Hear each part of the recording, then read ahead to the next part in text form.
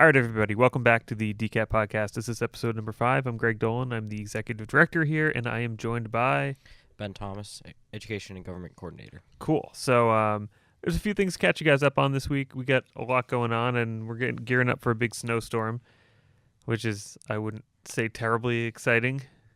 Well, it's all the bad parts of the snowstorm. We get the shovel and all that stuff, but it's on a long weekend. So you also get snowed in. Not particularly pumped about this. Perfect. One. Yes, we'll get there. I'm gonna spoiler alert. My favorite season is not winter. Just throwing that out there. So it's 1 in 3 chance. Yeah, Guessing right. Yep. So it's could be any of the other 3. Time will tell. So yeah, the first thing I want to talk about was just some stuff we've had going on at DCAT. Yesterday, actually, Thursday, we had our first ever Lunch and Learn series. So that was about social media.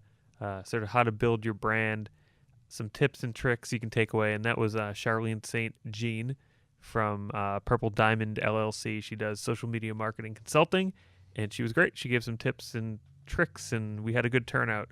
Ben, did you catch any of it? I didn't, because I was kind of holding down the fort outside. All right. But everybody else seemed like they got a lot out of it. Well, I'll say a few things that, other than social media, that I got out of it. I'll get there in a minute. We did get Chick-fil-A, so thank you to Chick-fil-A North Shore Mall for giving the food for us. That was very delicious, and I think it definitely drew some people in the door. So thank you to them. Also, obviously, thanks to Charlene for coming out. One of the things that she really touched on, there's a lot to kind of take away. One of the pieces for me that I thought was interesting and that I don't do a great job about, to be honest with you, is making social media more conversational. I think a lot of times businesses and people, especially businesses, pages have a tendency to put stuff up there and sort of send it out into the void and aren't terribly communicative back and forth and aren't really starting conversations. So for me, that's kind of the takeaway.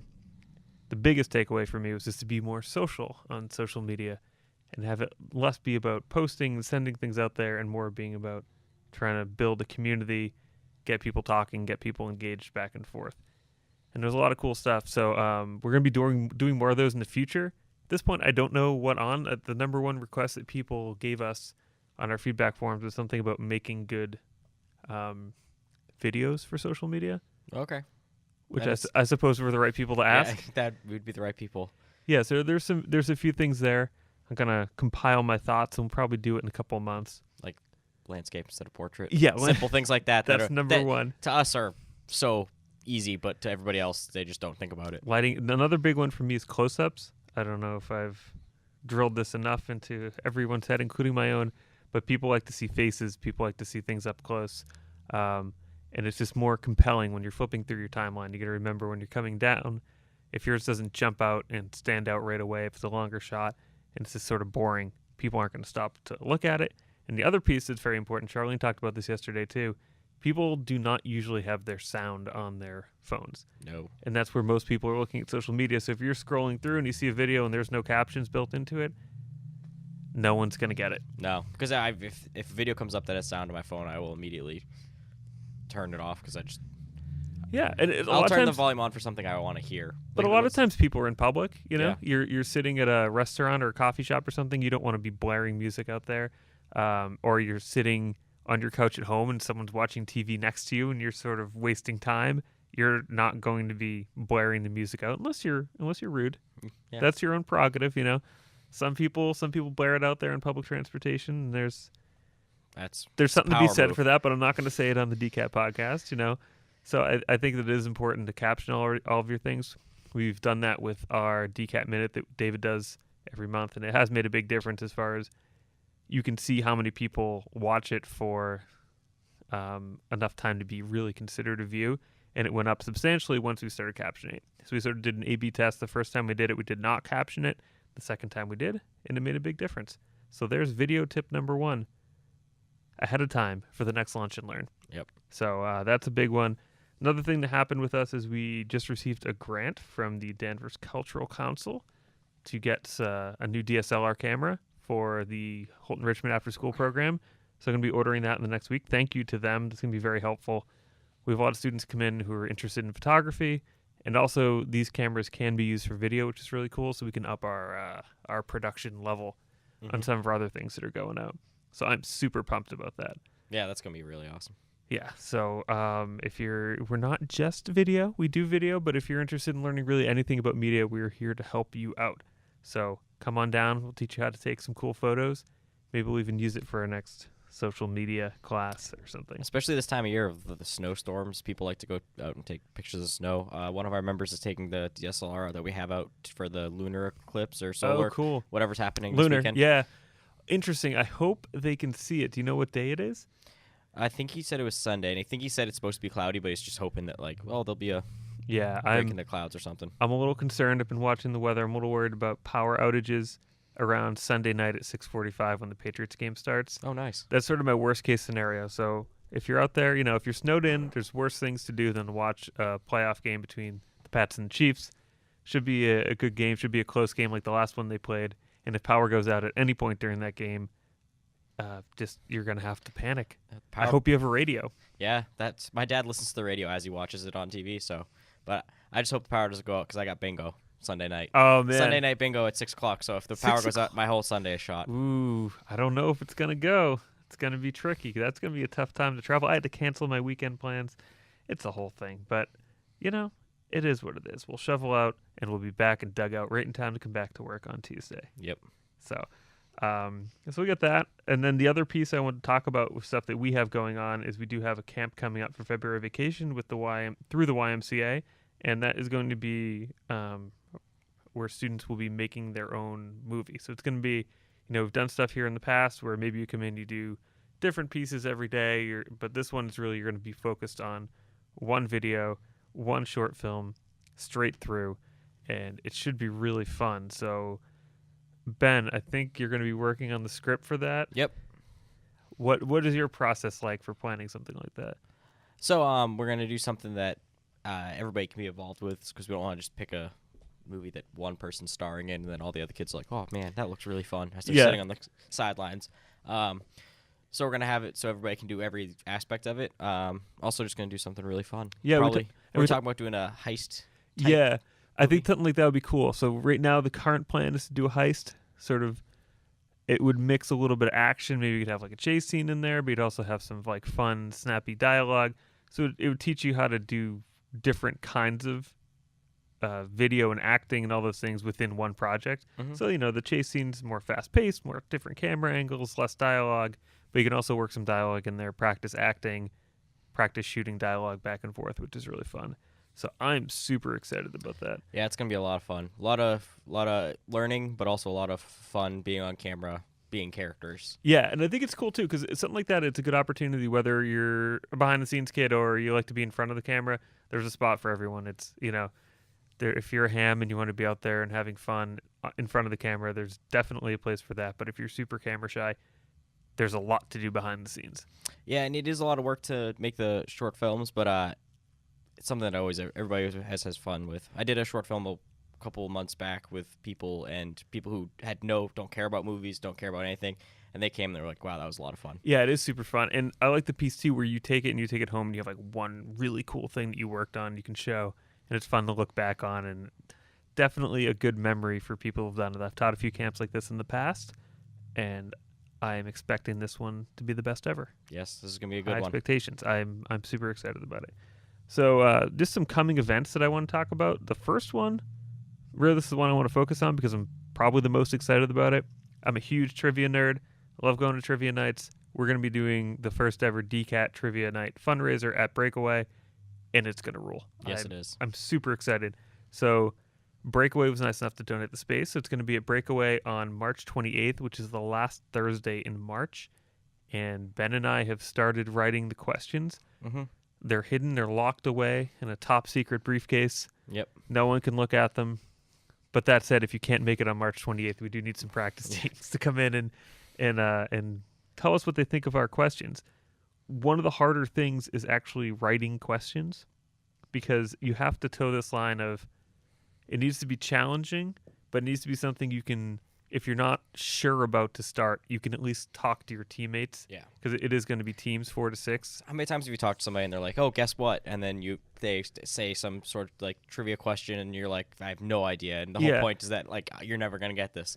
Like, that's not what we want for. No, we don't want type of crickets. thing. It's not going to be like, what's the capital of Belarus? Yeah. I have no idea. It'd be maybe something like, what is the... I'll try to think of something you could talk through, like what's the smallest capital city in Europe? That might be too hard, but something where you could sit there at the table and be like, is it this? Is it that? Yeah, something you can use deductive reasoning to Yeah, get exactly. something close to. You want to at least have an educated guess if you can't do it. And the other piece, too, is really trying to balance question types. So something, you have geography, you have sports, you have music, you have movies, clearly. But you don't want too much of one thing, so we're really trying to mix up the questions. And another really cool piece of this is Gala has been out hitting the road, and we have some really cool prizes that people have donated, businesses have donated. So if you come and you win, I can promise you will be very happy with what you take home. We've had some very generous businesses out there giving gift cards for their services. I think we have some movie passes mixed in there, all sorts of cool stuff. Plus, it's a fun night, and Breakaway is awesome. And you get to win bragging rights. And yeah, ultimately bragging rights and a gigantic trophy if you win. And impress Ben. Yeah. If you win this and you have a good score, I'm going to be genuinely impressed because I think it's going to be a good balance. Like if you come out on top, it means you have a very eclectic knowledge of all kinds of different things. Yes, which is so if I know a lot of people out there, are probably feeling confident. They probably feel like they know the most, but we want to see who the smartest team in Danvers is, or at least the team that knows. Third smartest because we won't be competing. That's true. Yeah, if Ben and I were competing, it would be a whole different ball Maybe we game. do that. After we do a couple trivias, we'll have all the champions back against us. Tournament of Champions? Yeah. I'm into that. I'm definitely into that. So that's coming up again March 28th at Breakaway. It's going to be doors at 6, I believe, and trivia 7 to 9. We don't have the signups out there yet, but we'll probably launch the page next week so you can sign up, sign your team up. And it's a benefit for DCAT, helps us with the programs that we're doing for the community. And honestly, it's fun. Yeah. So that's a big one.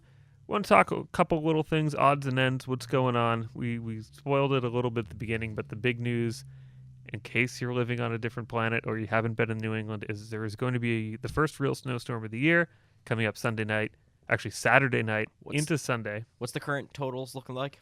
It looks miserable is how I would phrase it. So Nice. There's, depending on where you are around here, could be like, I'm going to go on the record. I'm not good at this, and I'm not a weatherman. I'd say 8 to 12.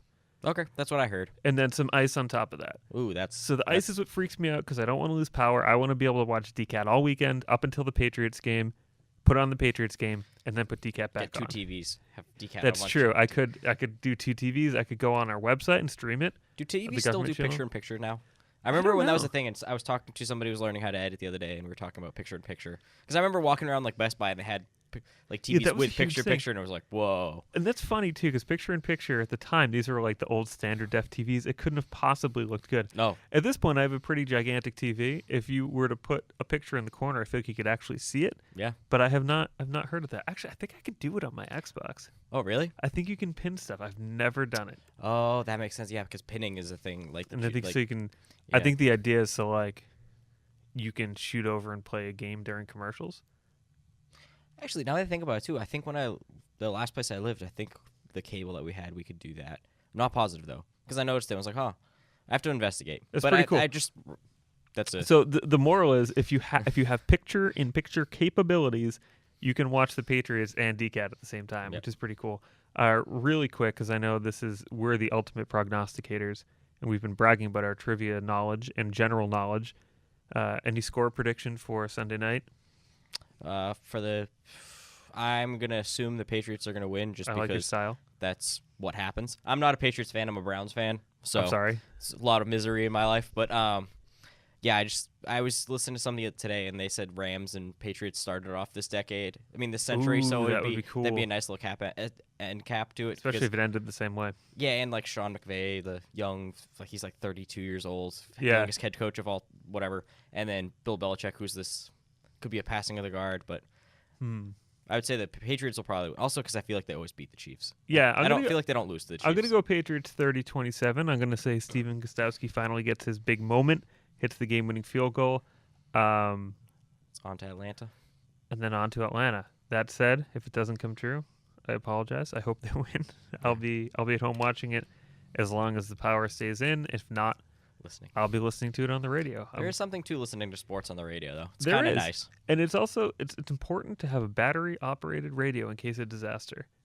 You know, No, because I something didn't if think about something that. happens, like if you, so I'm so reliant on like I was like, oh, I could just like ask Alexa to play it, but then I don't have internet if there's no power. Yeah, that's so true. really, it's Just gonna go be into your car, yeah. I'm turn on just, the radio. yeah. I think I'll have to dig myself out. I did get one though. I'm prepared. I have a lantern, and I have radio, and I can just sit there in silence and listen to the game. So I'm comfortable with that. Show Travis the appreciation of listening to the Yeah. sports on the radio. That's true. I don't think my 3-year-old son will be terribly excited to listen to the game on the radio. I don't think he's terribly familiar with the rules. He does understand at this point, though. If you ask him who the best football player is, he will say Tom Brady. That said, he also, when basketball is on TV, will point and go, "Oh, Tom Brady." So he hasn't really. Isn't Tom Brady a little bit of Tom figured it out Brady is yet. in all of us? Yeah. So he appreciates that he's good. Doesn't really understand what sport he plays. So That just made me. I feel like I should go buy. I bought a shovel yesterday, so I'm not prepared at all for the snow. So, and my roommates are less prepared than I am. So I you guys can should dig it probably- with your hands. I bought tunneling up. I bought an $8 shovel, so we got that. As long as it doesn't break. So the big trick is make sure you shovel before Sunday night because it's going to drop down to about 10 degrees on Monday. And if you don't, you'll have a nice, especially if you get plowed in, you'll have a nice solid ice block at the end of your driveway. Yeah. See, I I have don't street, think it's going to warm up, so you're going to be there. I have street parking, so it's on the city of Salem to clear off my. I have to park in a garage for the interim, but Okay, that's not a bad deal though, because Yeah. you know what, shoveling out the car is actually probably my least favorite thing. yeah, Because I feel like I shovel around it and then I clear all the snow off of it, and I just have to shovel again. It's not my favorite thing. yeah, it's not fun. When I lived in my parents' house, it was like there was the driveway was perfectly sized for like 4 cars, so it kind of worked out that it was relatively easy. Yeah. But when it's just like one car and a giant, I'm Then not it's- looking forward to it. I have a very long driveway for not a lot of space. So yeah, that's the big news. If you have awesome snow footage or snow photos, please send it over. Maybe we can put a little something together on Tuesday when we come back here. yeah, I might go. I like when it's snowing out to go walk around the town because it's like all deserted and stuff. Yeah, so it is maybe I'll really go cool. do that and get some footage. Yeah, that'd be awesome. And if you have photos, anyone out there in Danvers? If you're gonna take photos with your or video with your phone, please landscape, here not we are. portrait. Landscape, not portrait. Because It'll Landscape, drive me not insane. portrait. Landscape, not portrait. Yes, because That's if you do a video portrait, tip. it's not going to fit the TV screen. So Yes. do it landscape. That is your Please. free video tip for the day. All right, so I think at this point we can wrap it up. We're getting ready to jump into the long weekend. Thanks everyone for watching or listening or however you took this in, and we will see you next time. I'm Greg, Ben. and thanks. Bye.